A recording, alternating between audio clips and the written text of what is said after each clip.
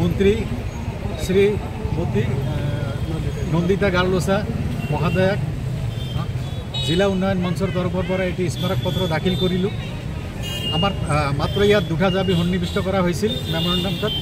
প্রথম দাবিটো আছিল আমার ধুবুৰী ফুলবাৰী ব্ৰিজৰ ফুলবাৰী এপ্ৰোচ ৰোডৰ পৰা দক্ষিণ শালমাৰা পাটাকাটা হাজিৰহাট গোটাবাড়ি আৰ মলাখোয়া ব্ৰিজ হয়ে হাটসিংমাৰি হয়ে মানকেশ্বৰ ইন্টাৰন্যাশনাল ট্ৰেড সেন্টাৰ লই এটা প্ৰায় 50 পৰা 60 কিলোমিটার দৈর্ঘ্যর এটি ন্যাশনাল হাইওয়ে রোড নির্মাণ করার বাবে।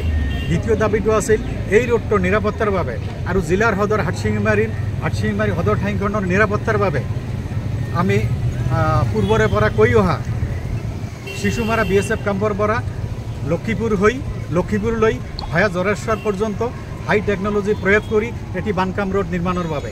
এই বানকাম রোডটো নির্মাণ করা নহলে আমি অনুমান করেছি অতি কম দিনের ভিতৰত জিলাৰ সদৰ হাটসিংমাৰি অঞ্চলটো নদীৰ গৰাখহনীয়াৰ কবলত পৰিব।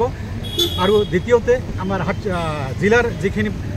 জিলার যিখিনি পার্মানেন্ট অঞ্চল আছে এইখিনি প্রতি বছরে যিখিনি 600 বিঘা শস্যভূমি কৃষি নদীর গর্ভত বিলীন হয়ে আছে।